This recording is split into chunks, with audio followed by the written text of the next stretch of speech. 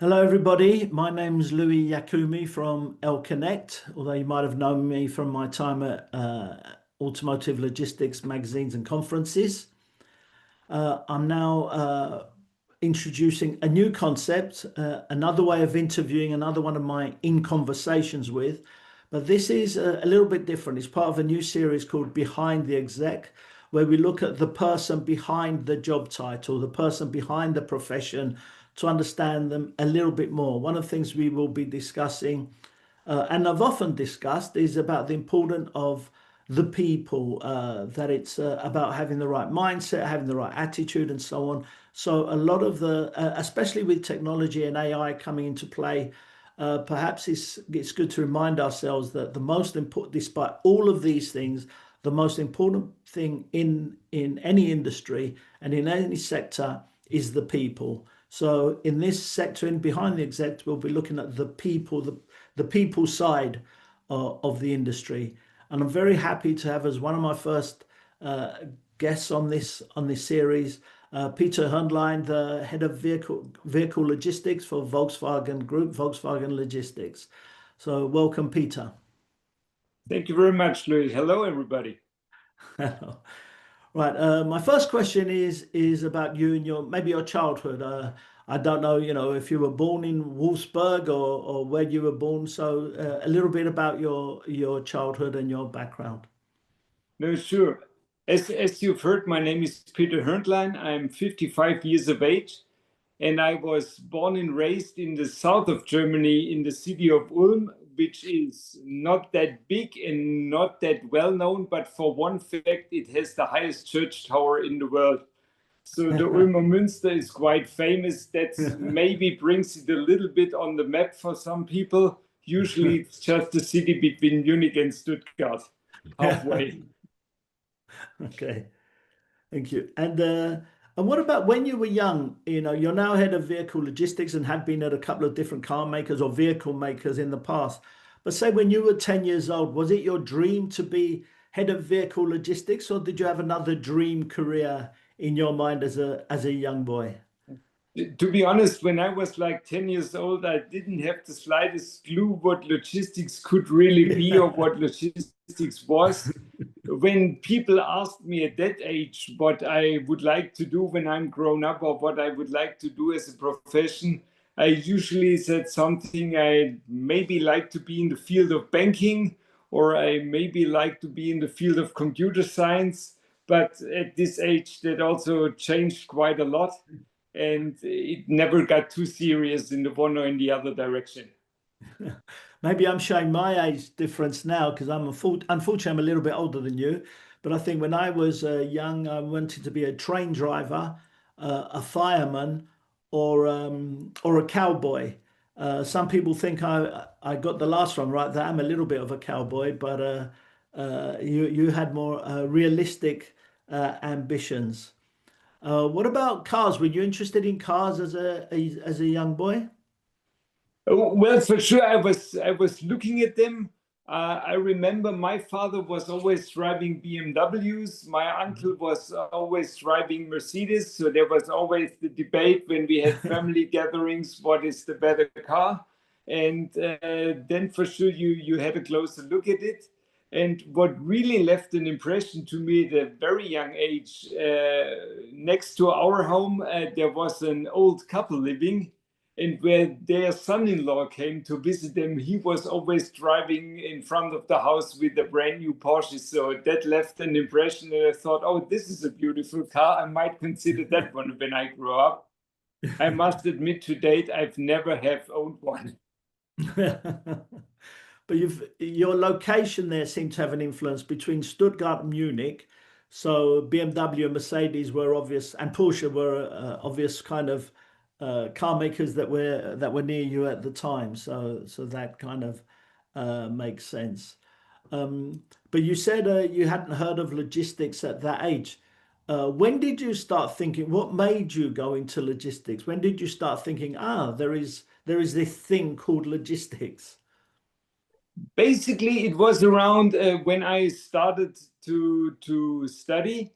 after graduation from school, and I wanted to be in the field of business administration.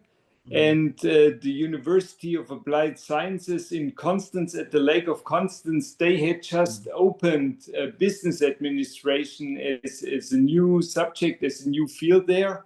Yeah. And they basically offered two different majors. The one was called management and the other was called logistics. And then I had a deeper look into it, because management sounded to me like all and nothing at the same time.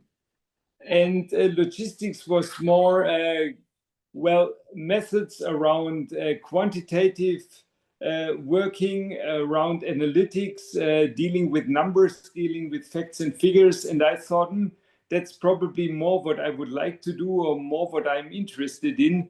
So then I chose the field of logistics, and also I did all the internships then on purpose in the field of logistics, to be in that area and to really learn that business and to really get a deeper understanding of what it is. So at the end of the day, it was then a quite conscious decision. Okay. That's relatively unusual, I think, for people to make a conscious decision. They almost accidentally fall into logistics. But I suppose the good thing about logistics, management, in fact, both of my sons did kind of management, either business studies or economics. And the trouble with that is they're so practical or so theoretical that you come out still not knowing what to do. Whereas if you focused a little bit on logistics, you're focusing something that's quite practical and gives you a direction in what to do when you leave school or university. Were there any things from your youth that you bring into your work now in logistics or in vehicle logistics? Was it, you had an interest in cars, but it wasn't particularly a big interest. Economics and banking, again, you touch all of these things in a way. Definitely the finance side when you're in vehicle logistics, because economics is so important there. Is there anything from your youth that you bring in, whether it was a desire to save the world or environment, or something that particularly pushed you into automotive or logistics? Well, let me put it that way. I always wanted to do something meaningful, and also something that suits my interests. Yes. And actually, that dates quite back to my youth. When I was a teenager, I started to work in a camera shop as a sales assistant or a sales clerk. And I really enjoyed it very much. And it was a great part-time job after school or during vacation or accompanying university. But I also thought always, okay, I really would like to understand a bit more what is the process behind it. Where do the goods come from? Where are they produced? How is the demand created? How do they develop new products? So I was usually interested in kind of an holistic background of what I was doing. And the same happened then to me when I said, okay, logistics seems to be a field I'm interested in, or I would like to dig deeper in. And then I also thought, okay, which branch, which field of business is really famous for logistics, or known to be famous for logistics, having developed sophisticated systems? And beginning mid of the 90s, you usually ended up in the automotive industry then. And since it was an attractive product, for sure, it was a quite complex product. I always thought, okay, then let's work in the field of logistics, but in the automotive business. And that's how it got me into the automotive industry. So I did an internship at the time with BMW then, where I was in a logistics planning department for overseas supply, designing warehouses and supply centers. And out of that, another internship was arising. Then I spent some time in the plant in South Africa, analyzing all of the logistics flows and putting costs behind it, and calculating what will happen if there will new models coming along the way, or different volumes in production coming along the way. So I got deeper and deeper into that. And then as more or less almost a natural consequence, I also did my graduation thesis with BMW in the field of logistics, introducing a computer system to enable system-supported logistics planning. And last but not least, the first step in a real job was then with BMW in logistics. And for the past 30 years, I have been in automotive logistics. Yeah, excellent.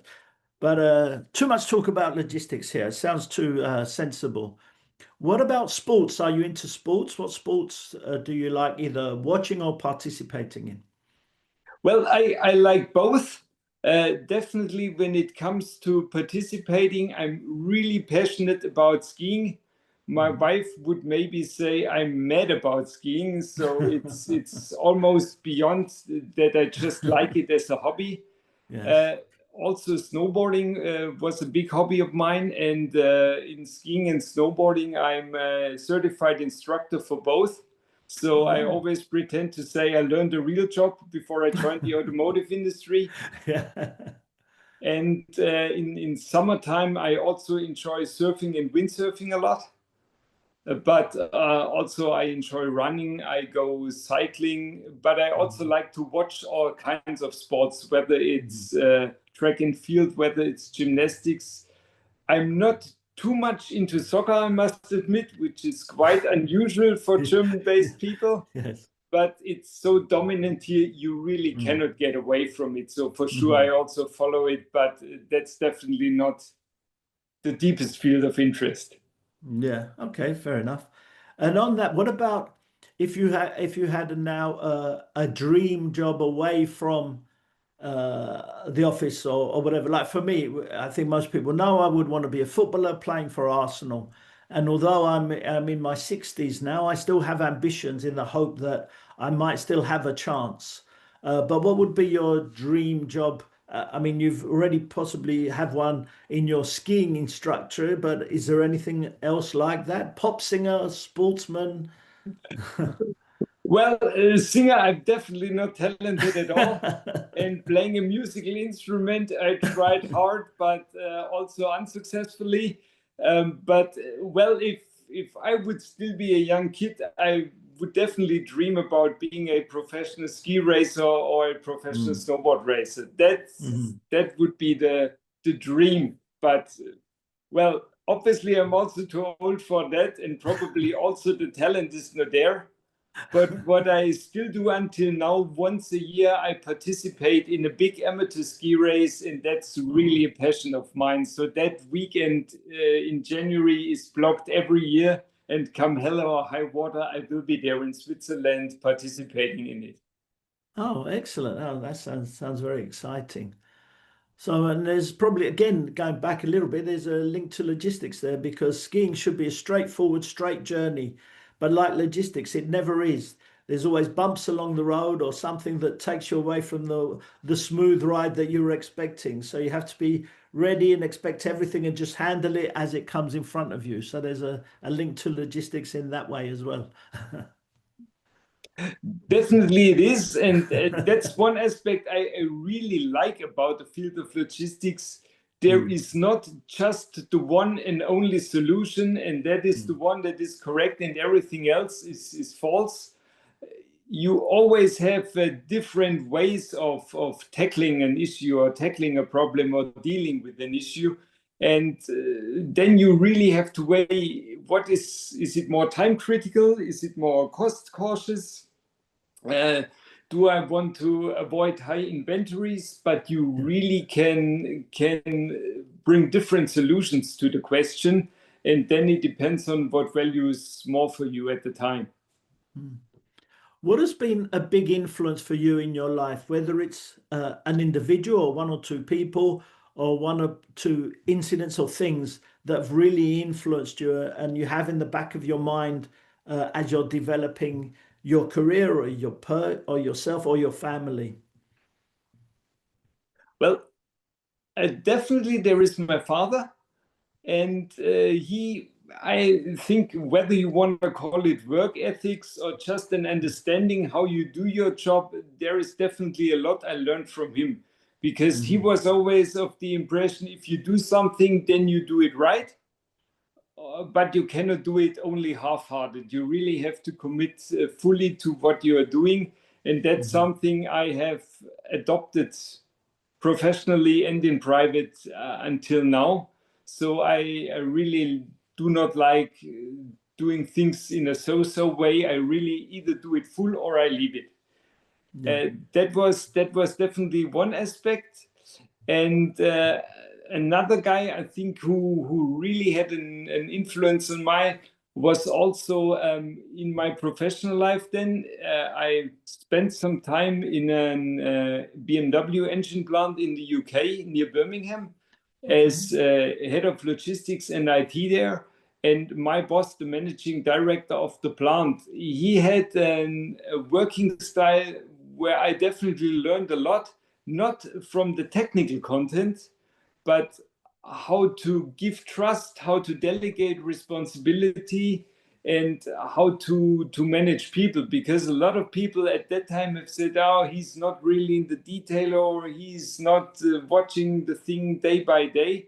But he had a good feeling in which characters, which people to pick for the team, and really give them the responsibility, but also give them the trust, establishing some clear framework rules, but then really saying, okay, you are much more the expert than I am. I have you to do the job there. And I expect that you hit your targets. If there is anything, let me know up front, because I hate surprises. And if I can be of any help, let me know. But then he also gave a whole bunch of freedom and room to maneuver. And that's a style I liked a lot. And it was really a way where you could develop own ideas, realize own ideas without asking too much. And as long as it brought the results, the desired results to the table, it was perfectly fine for him. I mean, we said earlier that one of the most important things now is still the people. You know, as much as technology, AI, and all these things are becoming more and more important, the people side is more important. But I think it's also about the sort of mental side of people now. So, what do you do to make sure that you keep yourself, focused or relaxed or whatever it is? Do you do anything like meditation or whatever it is to make sure, or what do you study to ensure that you have the right mindset uh, for your work, to keep you focused and your mind agile for your work? Yeah. To be honest, I'm not too much in meditation or spiritual things.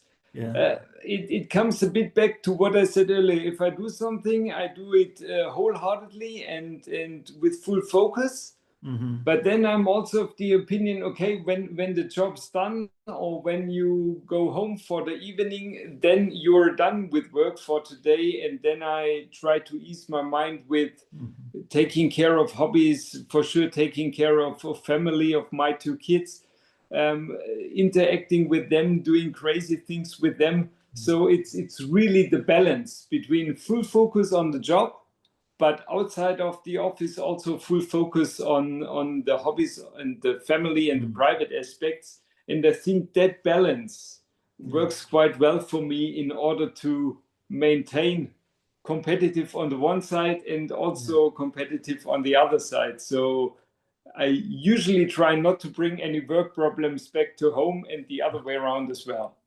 Yeah. No, it's very good. Work-life balance is very important, something we sometimes forget, but we must try very hard not to forget. Have you ever worked abroad? Have you ever done, a stint, a couple of years in another country or continent or anything like that?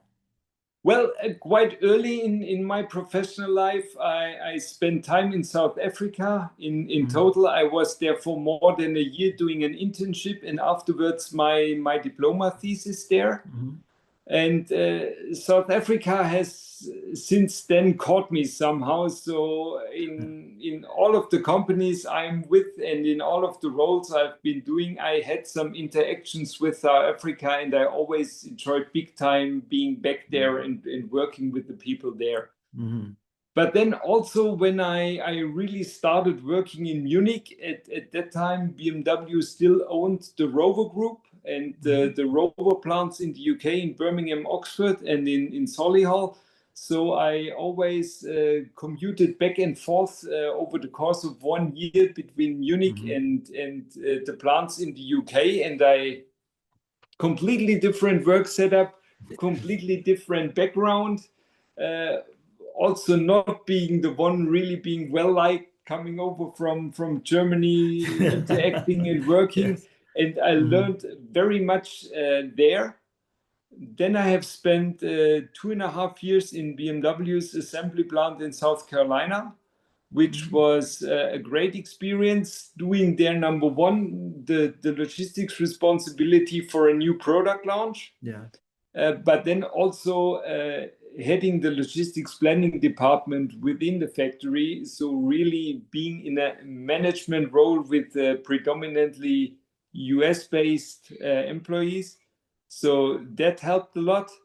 And straight after that, probably somebody thought my English got such a bad American accent now I should get a proper British accent again. I spent 2.5 years in Birmingham, in Solihull, in the engine plant of BMW in Hempshall, working there.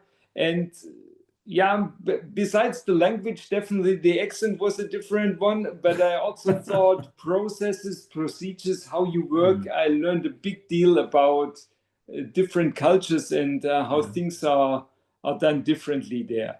And then for sure in the field of logistics, you are dealing with international colleagues, with international people, with international partners on the service provider side.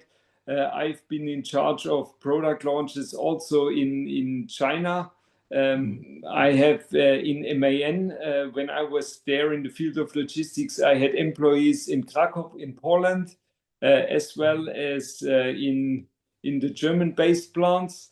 Also in purchasing in MAN, I had a lot of dealings with Turkey and with Poland, where the bus production sites are, where the majority of my people in that function were sitting.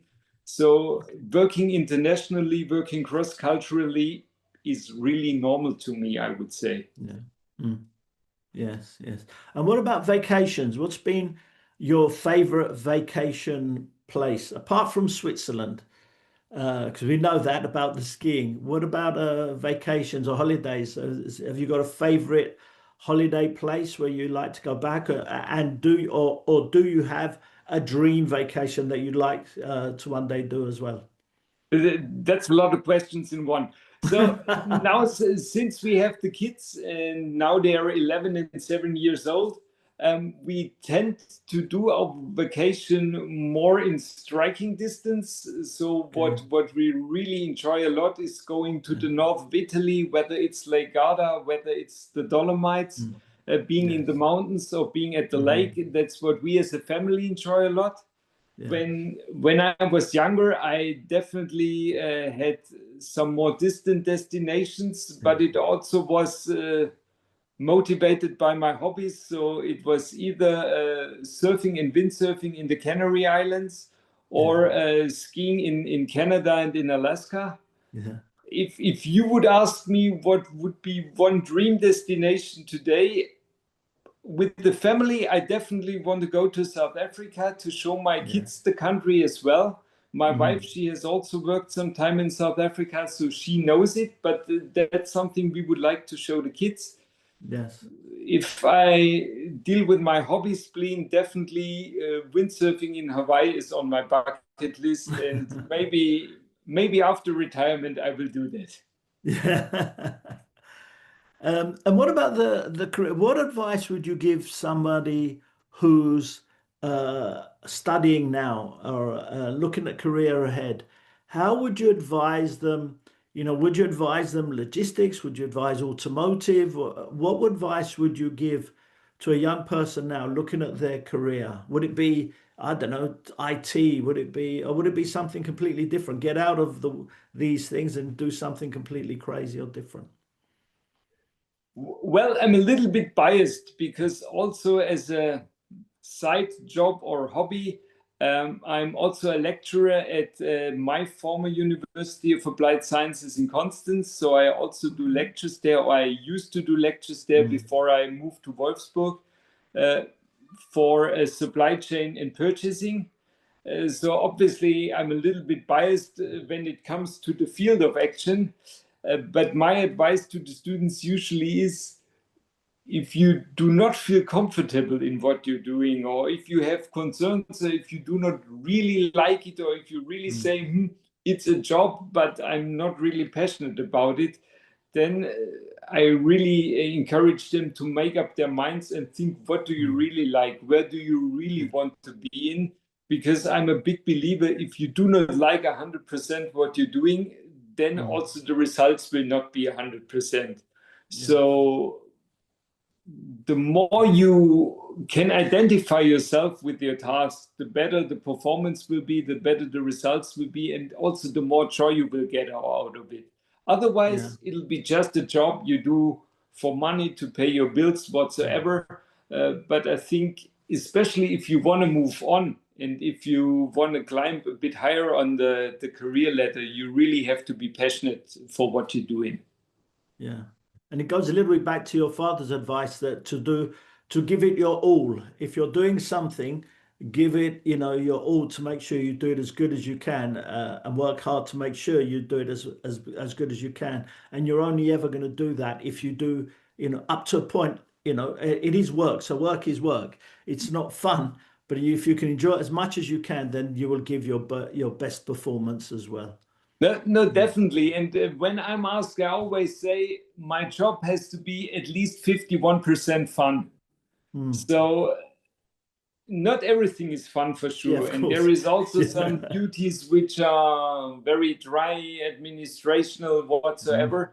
But say the fun share of it must be bigger than 50%. And then I think that's something you can really burn for and work on with full focus and passion. Yeah. My advice used to be, when people were in logistics, and there was kind of almost two sides. There was inbound logistics, production logistics, and vehicle logistics. And my advice used to be, go to inbound logistics because you've got a wider career possibility or range, and it's possibly more fun than vehicle logistics.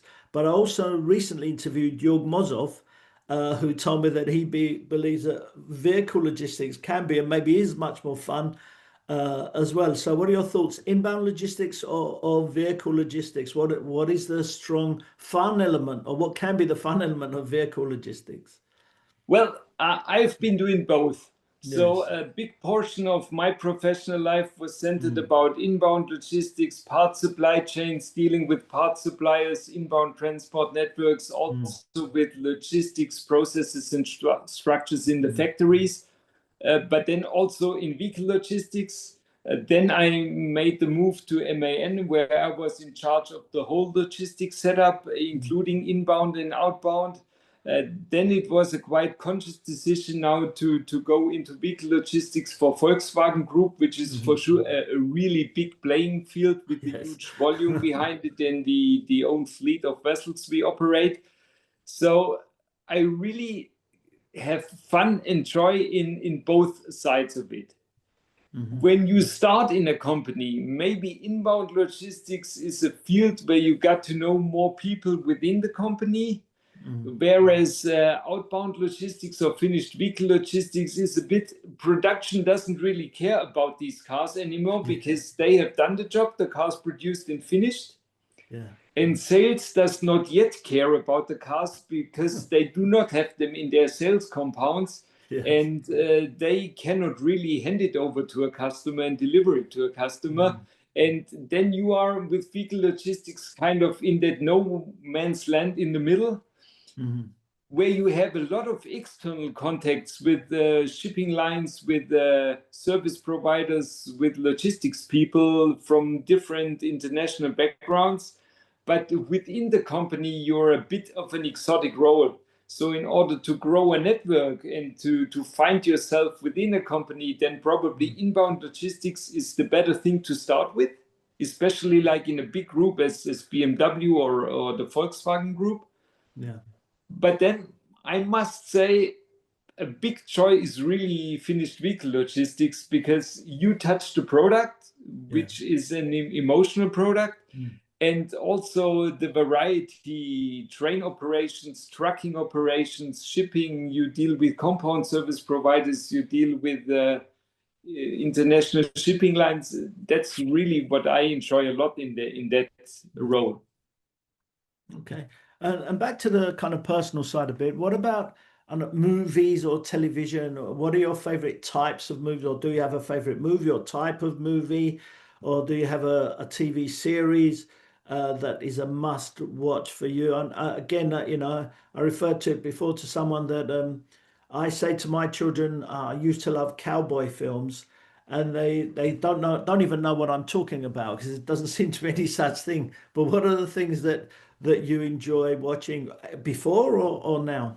Yeah, we are a dying species there. I think that's because of our age. No, Yeah.